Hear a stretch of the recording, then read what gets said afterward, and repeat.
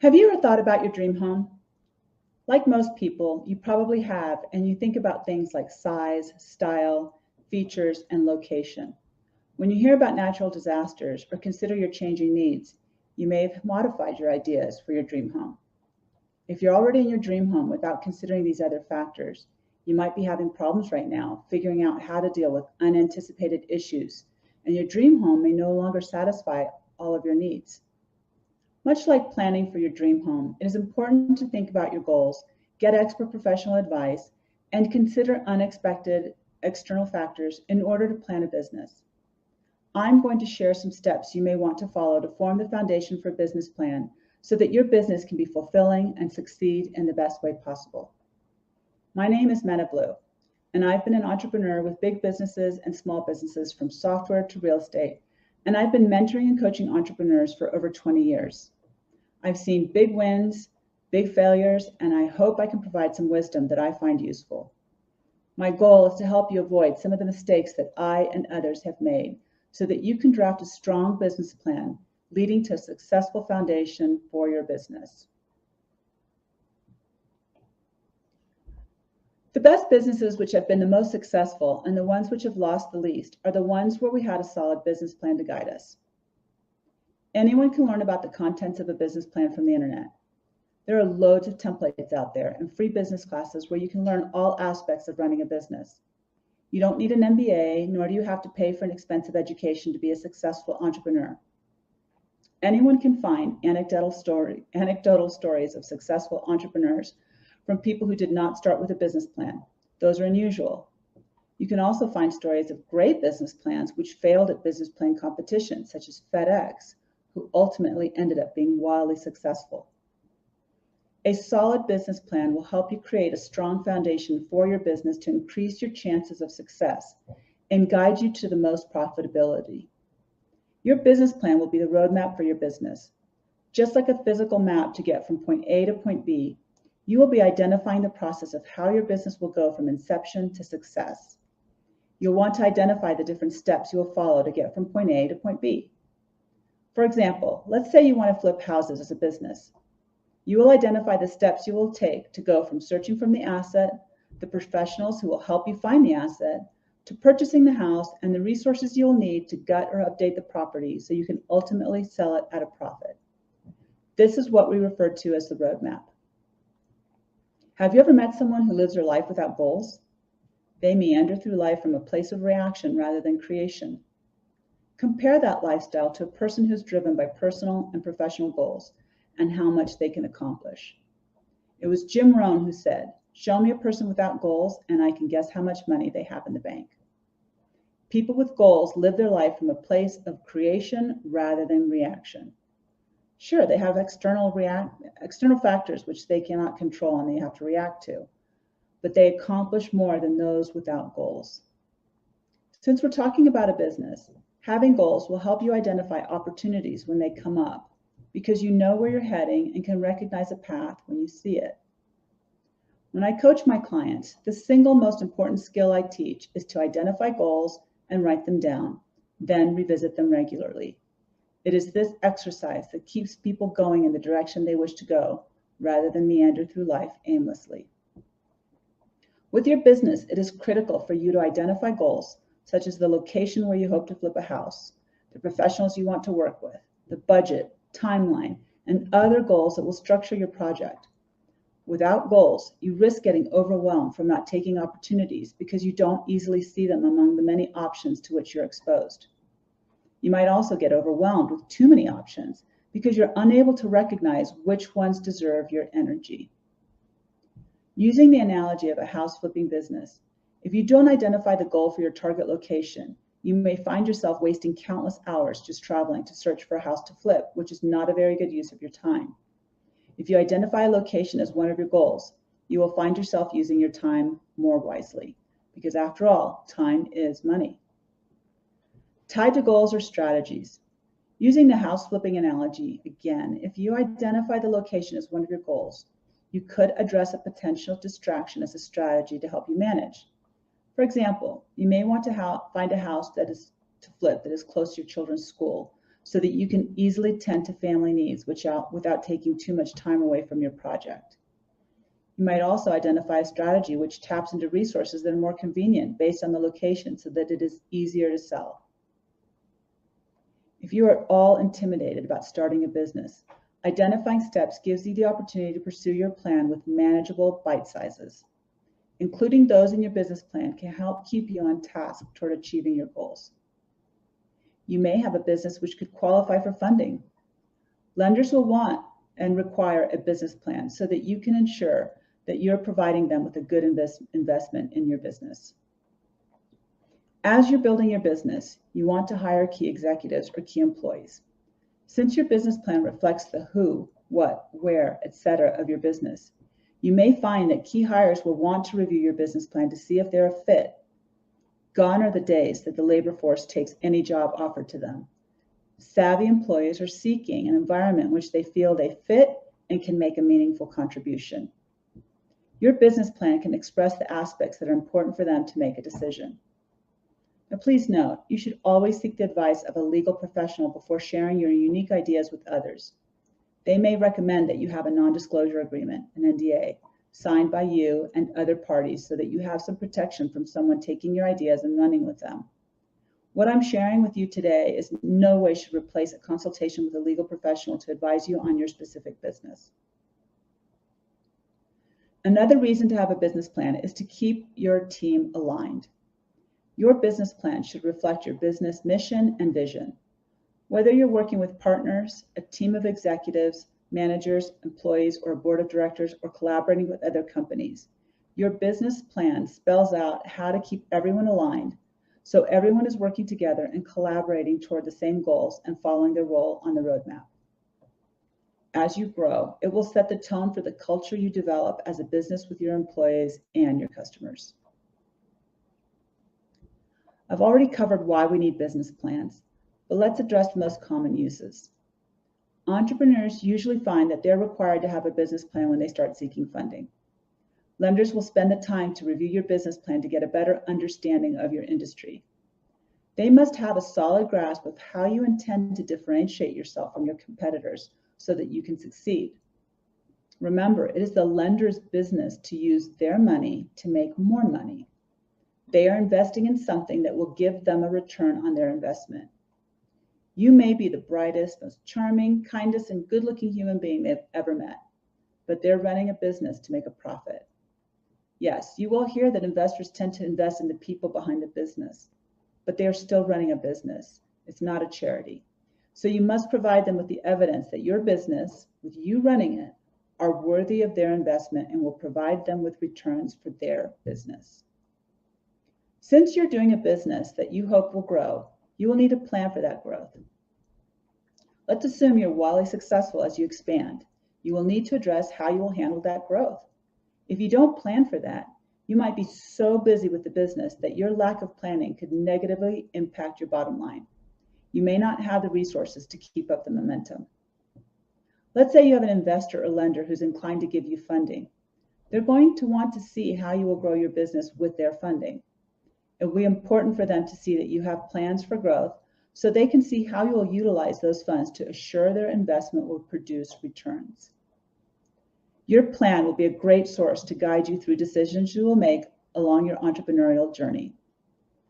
Identifying choices you will have to make will keep your roadmap clear so that you and others have an expectation of which way to go along the way to align with your business goals and strategies. If you're expecting funding, your business plan should also outline how you will manage your resources. From external resources that you will depend on for your business to how your employees contribute to the business, your plan will identify the resources you have and will accumulate to ensure the continued success and growth of your business. As part of managing your resources, you'll have to identify how you will measure success and progress. Everyone from your lender to your individual contributor will require key performance indicators so that they know what is expected of them for their contributions and how to identify issues or obstacles to address before they become a problem. Knowing what progress looks like and clearly identifying it will not only please your investors, but it creates a sense of security for your team of employees. A good business plan will include an exit strategy that everyone involved with must agree to and adhere to. This way, you have a preset plan of when to quit that will reduce the risk of emotional entanglement and prevent more losses. If you do not have a clear measurement of success and progress, you will not be able to identify when to enact an exit strategy to cut your losses. When everyone is enrolled and understands the key performance indicators, you can employ an exit strategy should your business fail to meet expectations. I've had to work with clients to identify and get everyone to agree to the KPIs to reduce conflict if the business is not succeeding. When you do not have agreement in place for these measurements, you risk having one or more people blocking an exit strategy and the burden falling on one person to keep shelling out funds to keep the business limping along. This can create an enormous amount of discord among partners and lenders with the result of burning bridges. There are many long-term friendships turned business partners that have ended due to not having clear measures of success with a clearly identified number of exit strategies that are agreed upon by all decision makers. There's no one standard for business plans, and every different industry will have sections that will make up the bulk of their business plan. Generally, business plans will have an executive summary, a company description, a market analysis, a thorough description of the product or services, an organizational plan, strategies for marketing and sales, and a financial plan. Your business plan is not something that you write up once and forget about. It is a living document that you will constantly be updating and refining as you progress along your entrepreneurial journey. Your executive summary will describe in general terms what your business is about. It should give the reader a basic understanding in layman's terms what widget you sell or service you provide.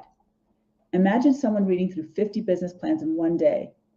You want your executive summary to provide a concise explanation of what your business is about and why it is spectacular compared to other businesses. Focus on the why, like Simon Sinek describes in his viral video. If you do not know what I'm referring to, search for Simon Sinek, spelled S-I-N-E-K, and why on YouTube. It is required viewing for all entrepreneurs. Your company description should provide the basics of where you're located, when you went into business, your company structure, who the principals are, and what your industry is and how you're different. The market analysis will showcase your knowledge of the market. You not only have to convince the reader that the market will enthusiastically receive your product or service, but that you can identify the differences between your business and your competitors. The description of your products or services is the section where you're selling your product or service to your audience. This should be the easiest section of your business plan to write up, since this is what your business is about. Take the time to refine your sales pitch in your business plan, because this can be the starting off point for other documents that you may use later for training purposes with your sales team or for development if you'll be manufacturing a product. Depending on the type of business you have, your business plan will also drive your marketing plan, or if you're building something, development documents, and so on. A good business plan will identify supplemental documents you might need to write up along with your business plan. The more you plan your business in advance, the better your chances of success. Writing up your strategy for marketing and sales leads will give you the framework for how you plan on tackling the market to generate revenues. As you grow, you may want to change your marketing and sales strategies to follow a different path to generate more revenues. Identify these strategies here.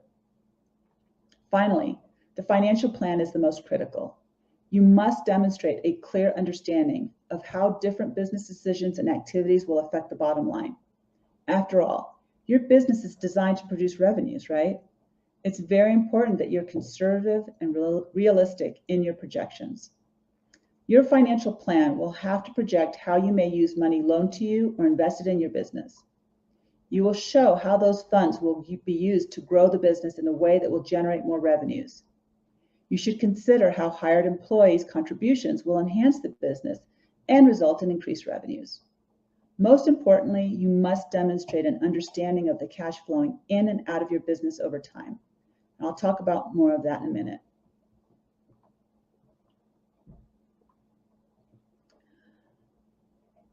I often hear from my clients that they're struggling just to start. It is the intimidation factor of starting a business plan.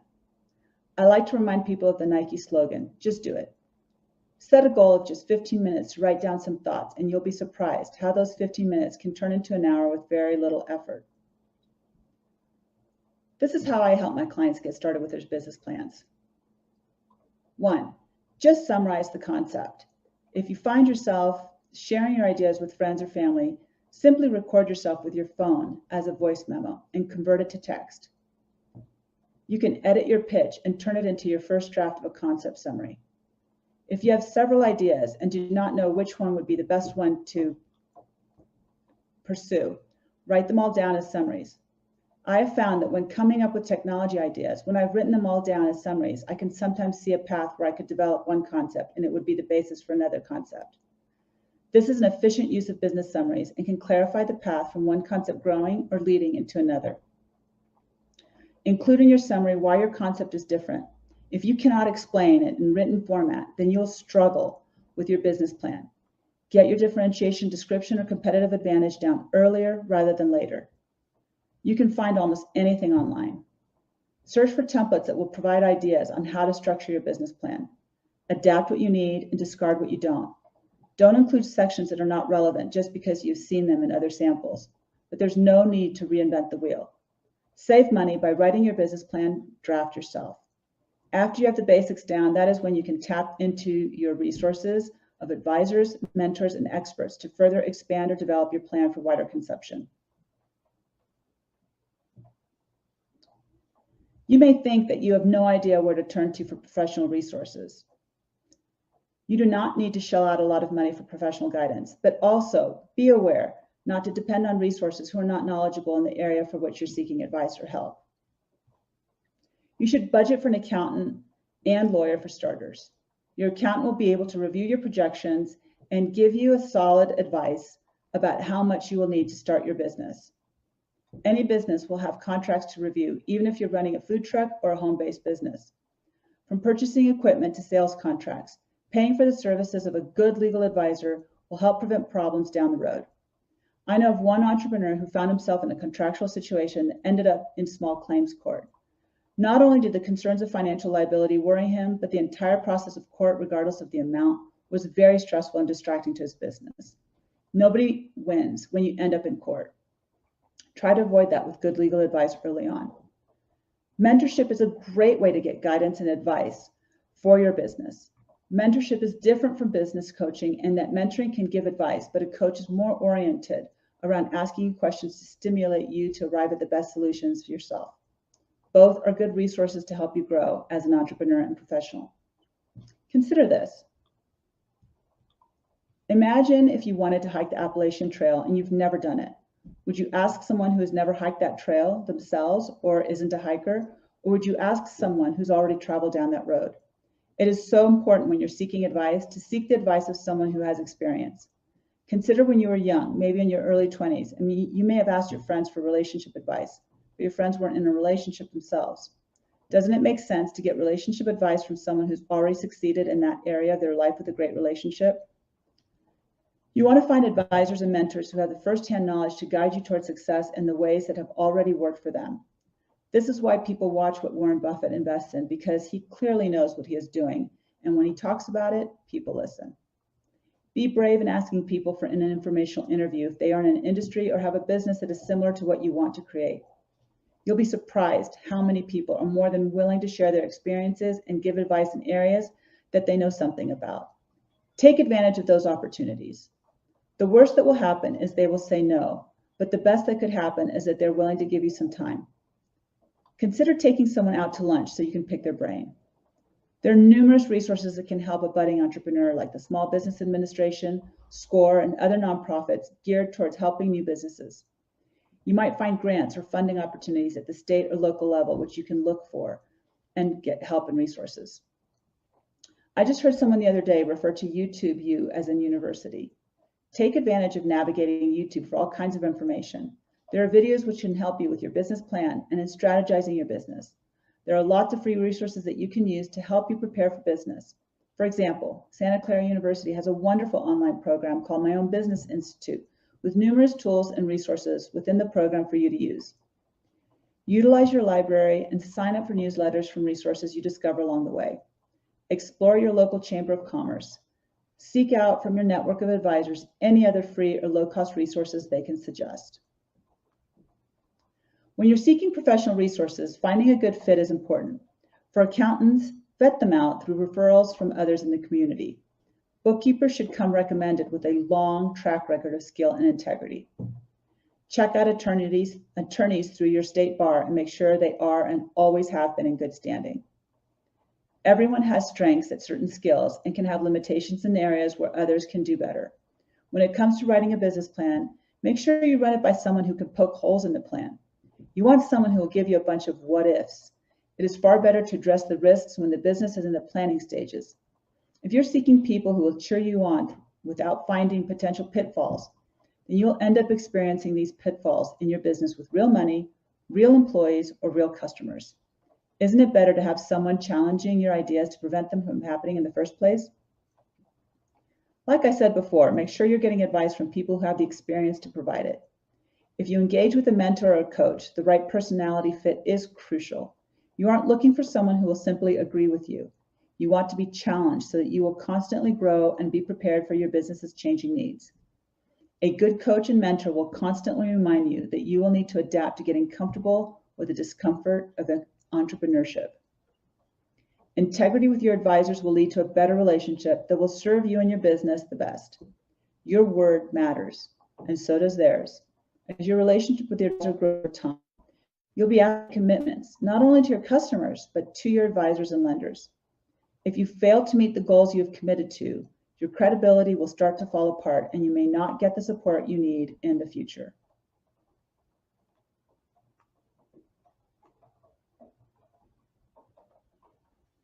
As you may know, many businesses fail due to lack of sales or lack of enough cash flow.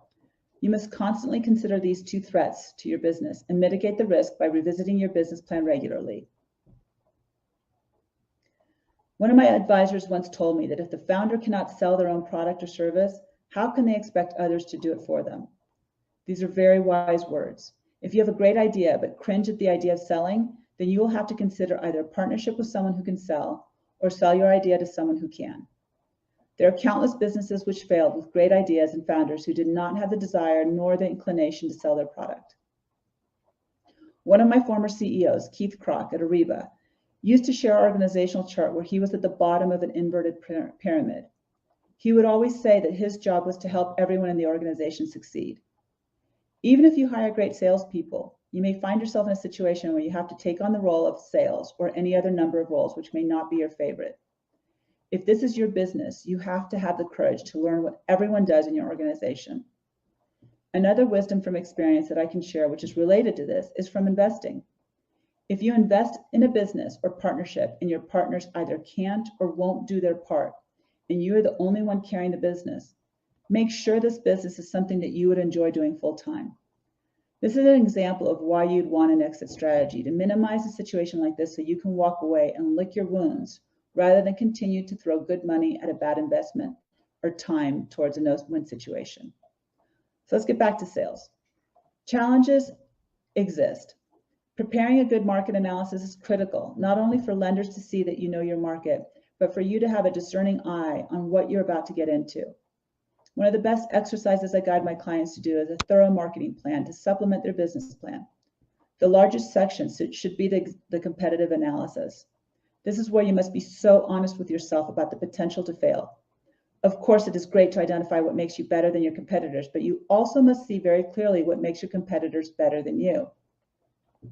If you can, seek out clients of your competitors and ask them what they appreciate about your competitor and what they wish could be better. Going to trade shows as an attendee is a great way to do competitive marketing. You may find competitors that you did not know existed. With the money you spend in exploring the competitive landscape for your industry, you could spend much less than through a failed business.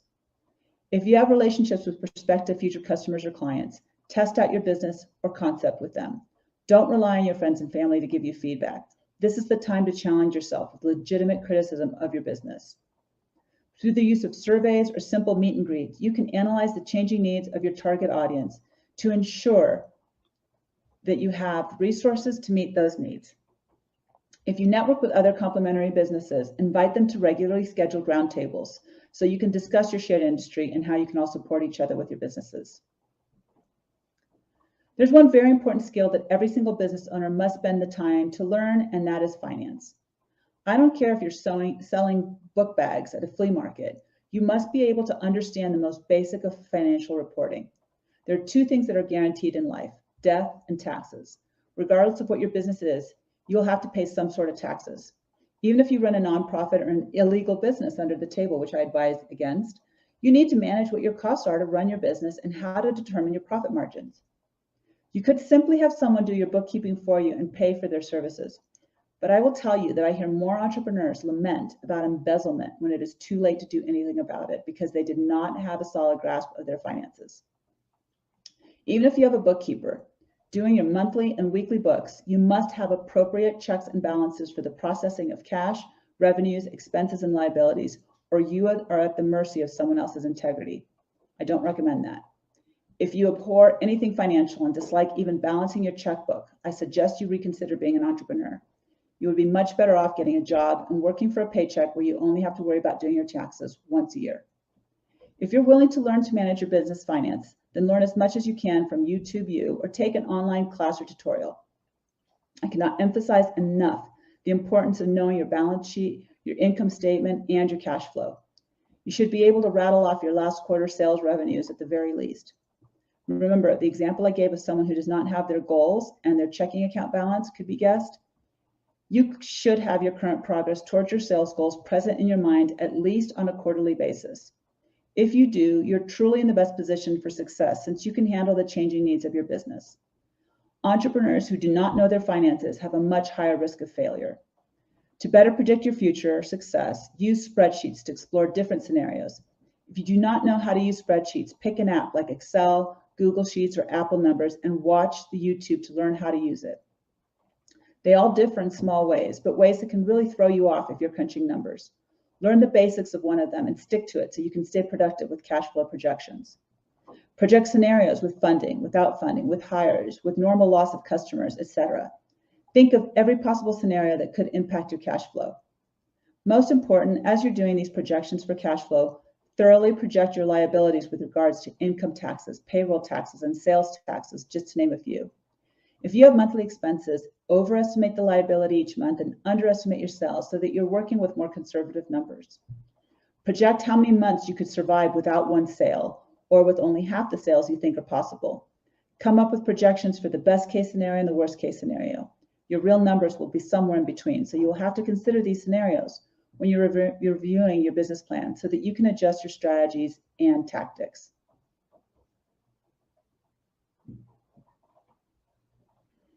As I said, your business plan is a living document. You should routinely revisit the business plan and amend it as needed. If you need to schedule this activity, perhaps schedule it on a quarterly basis when you have updated financials so you can measure your progress towards your goals. Review the KPIs you have for your company, yourself, and your team. Examine if they need to be adjusted. Spend the time to consider if you need to adjust your strategy with a pivot in the business or shift resources within your organization. Discuss any concerns with your mentors and advisors. It is not unusual to reconsider your commitments and modify them. If you're working with a lender, you may have to give them a heads up if you're not meeting your goals and come up with a way to manage your cash flow to ensure a longer opportunity to operate so you can still have a chance to meet your debt obligations. Your business plan will provide a roadmap for the business since it is a living document. You may find yourself updating the plan as your business grows, and perhaps will have to consider a pivot to follow a new strategy. If you find that one unanticipated aspect of your business proves to be more lucrative, you may want to change your strategy and follow the money. When it comes to sales challenges, you can't always accurately predict how the market will change. You have to be ready to adapt to the changing needs of your customers, and you have to be prepared to either modify your strategy or stick to your plans. It may not always make sense to keep pivoting your business because of a shape-shifting market. That is something to consider in advance. Your business plan must identify potential challenges and solutions. Exploring challenges with resources that are good at looking for risks will help you come up with solutions in advance. This is why your business plan is your roadmap for the business. As you regularly revisit your business plan, you can clarify and refine your direction if needed. You may get a sense of the cycles of your business, the seasons in which your sales increase or decrease, and the timing of how you must allocate your resources. Notice these patterns and identify them. If you're tending to a family emergency or your attention is needed elsewhere in your business, your plan gives your team the information they need to run with the ball without you. Your business plan must be concise and focused. You should also be realistic in your projections and financial planning. It should consider your business strategies for the next year through the next 3 or 5 years based on your industry. Just like the dream house analogy, consider all aspects of the business and seek feedback and advice. You want to continuously update and revise the plan. Your business plan reflects your integrity, ingenuity, and resourcefulness as an entrepreneur. It will reflect who you are and how you handle your business. Remember that it is a living document and it is a critical part of your business. Although you may want to assign certain sections of the business plan to other team members, it is ultimately your responsibility that it is updated and accurate. I've seen some business plans presented to me as a slide deck.